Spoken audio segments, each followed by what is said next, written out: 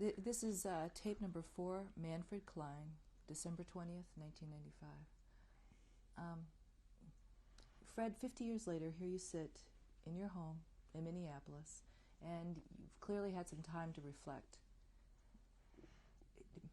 Does this span of time give any added meaning, or is there anything you've learned from this entire period of history?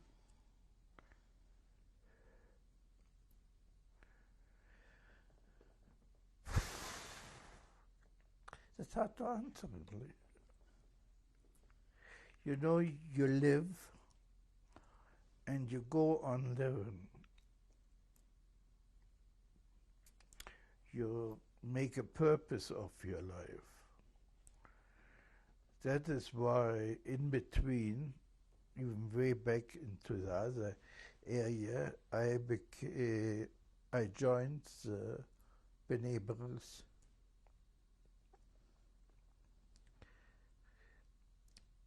I was twice president of Minneapolis Shanfield Lodge. After that, I was president of the Minnesota-Wisconsin Council.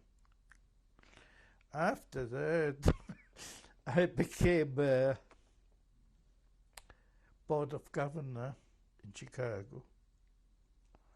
And they wanted me to go on. But I was spending a little bit too much money and time on these things. So I had to give it up. And then came my heart surgery. So I didn't feel up to it anymore. And now you have children and grandchildren, and in fact, a great-grandchild. What have you told them? 1.5. Oh, I'm sorry, 1.5. What do they know about this period of your life when you are leaving your home country and going off for a whole new life? Not too much. Why is that? Because we never talked about it. Why not? We wanted them to lead a life as normal as possible, and didn't want them to feel as a second-class citizen. We lived it, and we managed to cope with it. With younger children, you don't know where it may lead to. We want them to know, but not by being continuously taught by the parents what they have and what they have not. Mm-hmm. Thank you. Talk very little about it.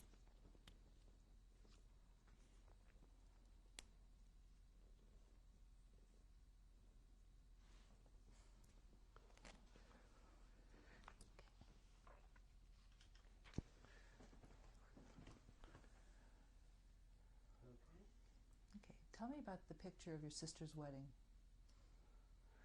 She got married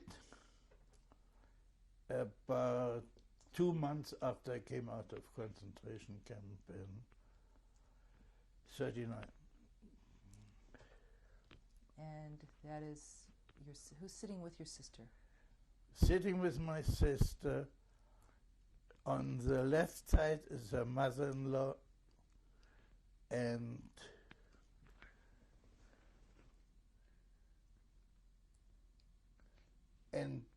her sister-in-law. Then going up is her brother-in-law, then it's me and my mother. And in the middle there, up there, was her husband. I couldn't see him first. And what year was that? That was in 1939, March 1939. Okay.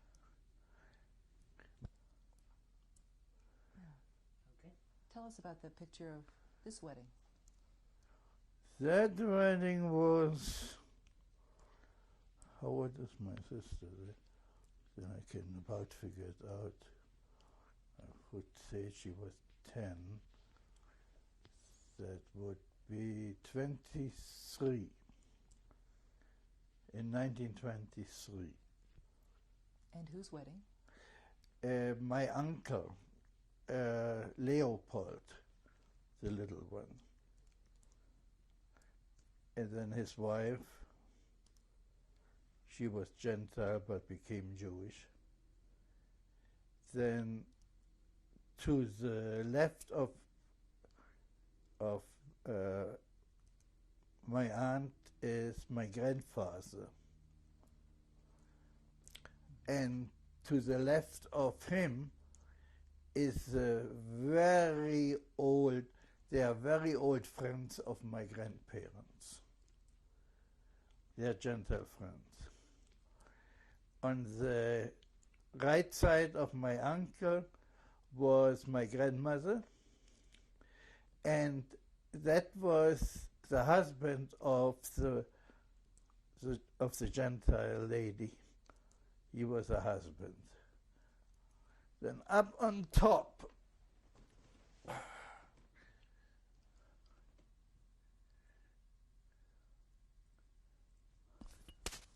your sister's in that picture, isn't she? huh? Your sister is in that picture, isn't she? Your sister. My sister is down there, the older sister, not this one. That's the one from England. Can I be here? Well, actually, I think we may have identified that. Be here is fine.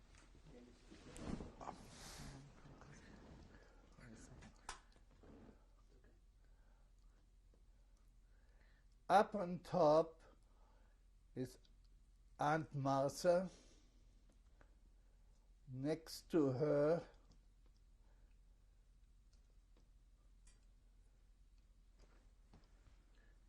is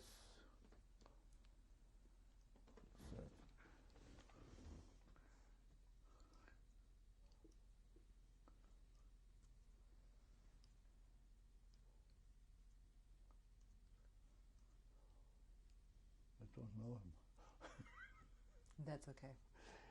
Then next comes my mother and my uncle Leopold, the husband of Martha. Okay.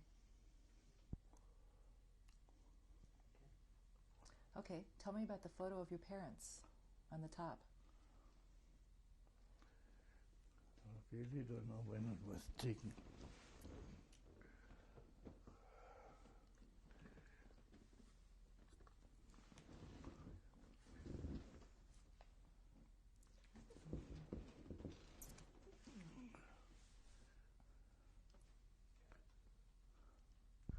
This must have been around 54.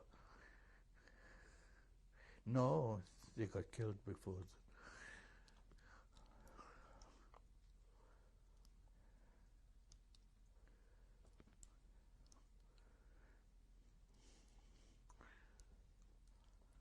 My mother must have been around 50, my father 54.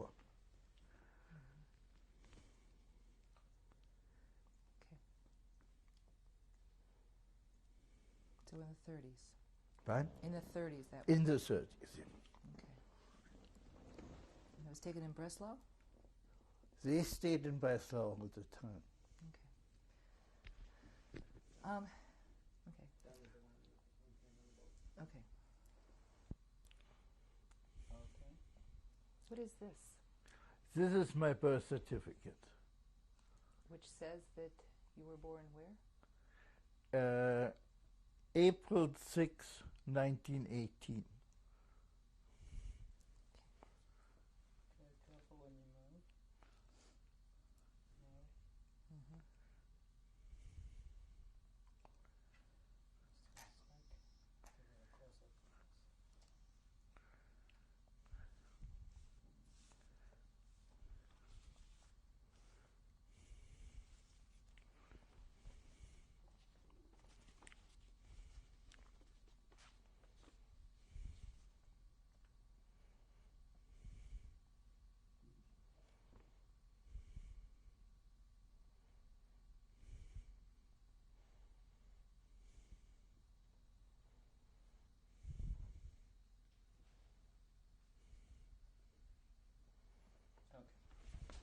him doing it than me doing it.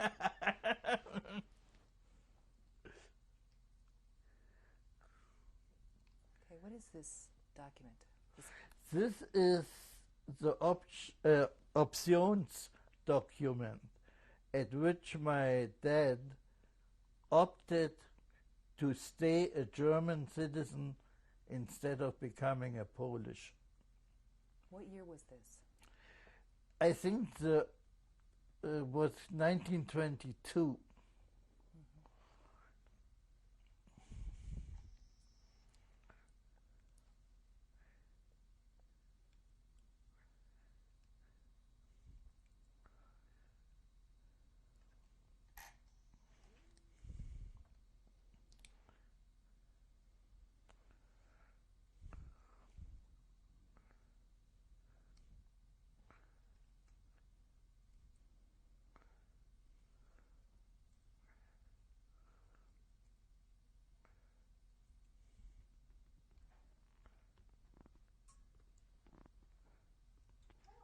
Okay. Now, tell me about this document. This document is me leaving Eichendorf Oberrealschule after 4 years. Is it 4 years? 6,4 und das hier und der Sekunde. After 6 years in Oberrealschule, which is the same as here the humanistic gymnasium. Also this is more for mathematics. I still learn 4 languages there.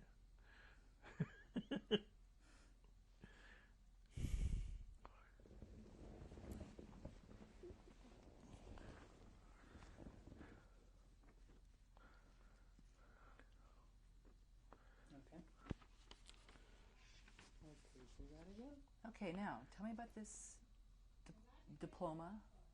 Yeah, that is from the trade school. Because you have to go to school till you're age 18.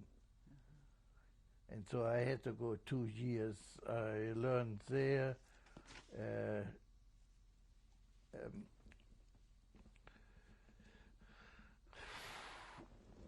What did I learn? Also again mathematics and everything, plus the trade in kaufmännisch.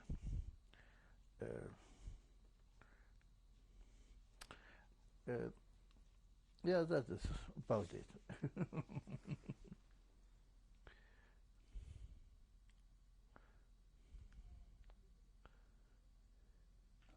You want me to talk already?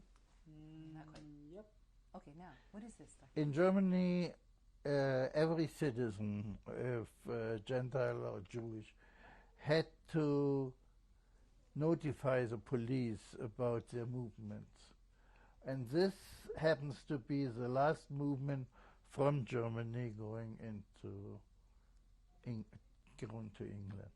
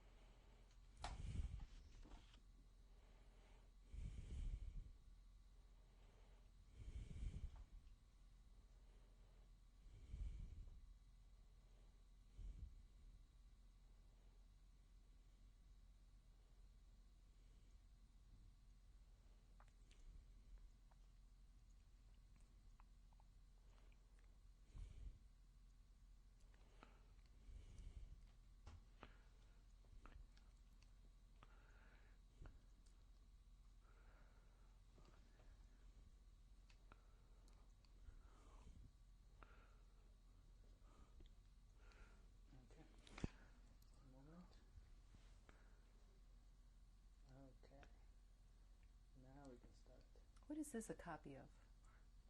No, this is an original. Ah. What is this? This is a receipt. In 1939, after we had to... Is it 1939? Yeah, naturally.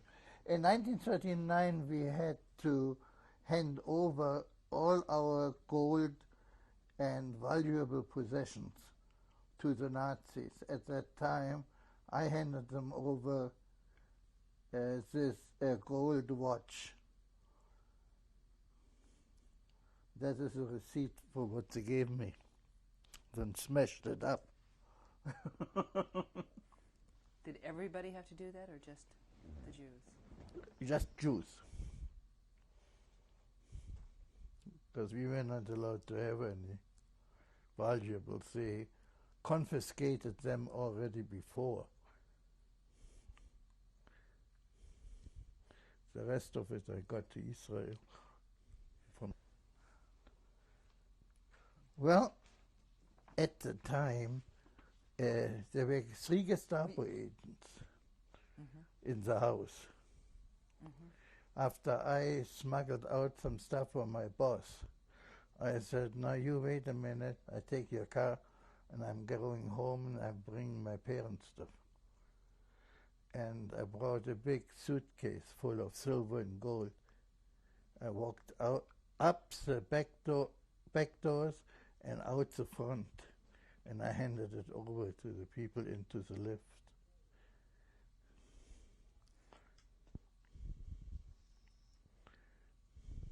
Okay.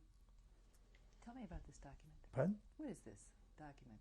Which one? Right now. This is the marriage license, the ketubah. And where's that from? This one is from England, at North Finchley Bank. When we were ready to get married, we went to the synagogue, we got the rabbi together, then I went out and I got 2 Jewish guys who were as witnesses.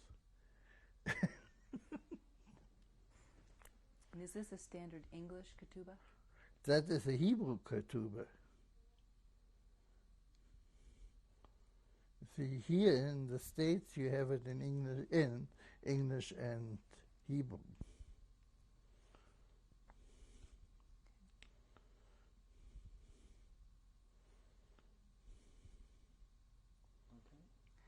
What is this document? Pardon? What is this certificate of registration? Is that the English or the German one? The English one. Pardon? The English one. Oh, that was for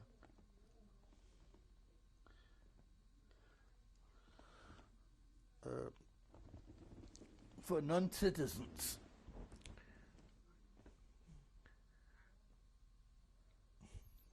And what did this allow you to do? Well, you could work.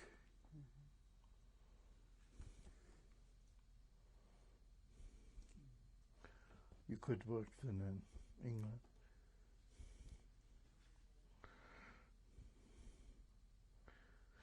That was instead of a passport.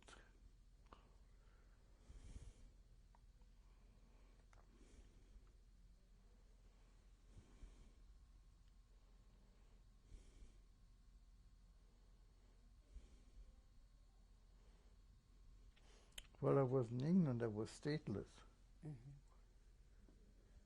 I lost my German. Okay. Mr. Klein, tell me about this note from the Red Cross. These were the Red Cross messages, how we tried to fund anybody after the war. It also was the only way to correspond with them in Germany. Also, this Red Cross message, I think they were looking for specific people. It says here that it's your sister. But With a Mr. Sussman, says his wife and he are well. Yeah, they were in Shanghai, and so we got from them the message that they are okay. There was a Martha Neustadt. She was not my aunt. She had the name, and also the third one wasn't my dad. From Max Klein, born 1977, because my dad was 1980. That is how we were trying to find anybody alive through the Red Cross. Mostly unsuccessful.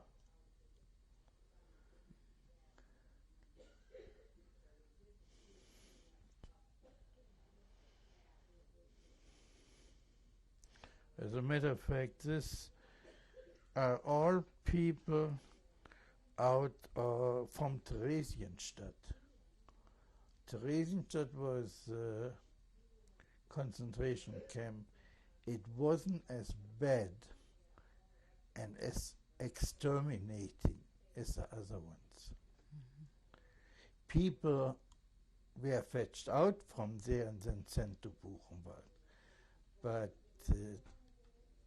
that camp itself was not. Okay, Fred, some people are going to join us now. Who's coming in? Okay. So since my interview is over, I want to introduce my wife, Hannelore Klein. Then my daughter, Marion Klein. Or do you want the other names too? No, that's enough. Or Bonnie Klein, really, that's my name. And this is my daughter-in-law, Sharon Klein. No, she is Bonnie Swarters, by the way. I still make the mistake after 30 years. Okay, so you've spent a really rather long period of time telling us your story, and now you have some of your family joining you. Yes, and I think I would like at first my daughter to talk about her experience. What experience? Whatever she had. I don't know what experience she had. Well, actually, Pardon? you were born. I was born in England, in Gainsborough, and lived most of my life in England in Nuneaton, which is in the Midlands. We came here at the age of, I was 10, my brother was 8. And so I spent most of my war years in England. And I don't know that I remember the war, but I remember the stories. The stories have become memories, which happened. And we never heard about the Holocaust for years. My parents we knew we were survivors, but it was never a secret. But it was never anything that was a scary thing for us. Mm-hmm. It was a tragic thing. We knew we were without family. So we have a humongous extended family. It was probably closer than most real families. And now that I have this huge family that I married into through my husband, I still think my extended family is closer. Because it was a family of an awful lot of refugees, which I didn't realize what we were. We didn't know we were different. We didn't know we were special. Because, but we are good friends, and we are closer than family.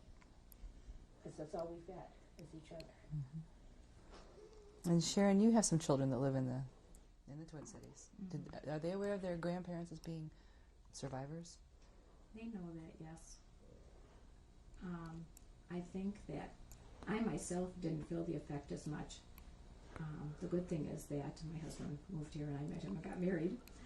But I always felt bad because I had my grandparents, in fact my grandmother lived with me, and my husband didn't have grandparents, but I also felt bad for my in-laws because I still have my parents and my in-laws, which I'm really grateful for, and have been able to share all of life's experiences with them. And my in-laws didn't have their parents you know, or a lot of relatives, and I've had, you know, cousins and other relatives, so I always felt bad for them. And when I went to Europe about 3 years ago, it really hit home when I saw all the I went to Hungary and Czechoslovakia and Austria, and when I saw all the synagogues that are museums because all the Jews were killed and there's hardly anybody left, and one of the people in the group had been through the Holocaust, you know, then it really seemed real, and I went to the Holocaust Museum in Israel. But when I met my husband when he was 15, and we became friends, and he told me right away about how his parents came from Germany and they lost all their family, so it must have been something important to him, because that was one of the first things he told me about his family. And our family has always been very close, even though it's a small family. We've always celebrated all the holidays and been very close, and family's been the most important thing. And now, Fred, you watch your family spreading out in front of you for the future. You have children, grandchildren, a great-grandchild. And there are a few of them. 1.5. No, 2.5. No, grandchildren we have 4. Grandchildren we got 4, but 8 now, 7 now. Yeah, but great-grandchildren we have 1 3/4. Yeah. So, does it feel any better to see the family in front of you? Yeah. Oh, definitely. I wish they all could be around. Oh, that's stupid. Let it ring. Let it ring.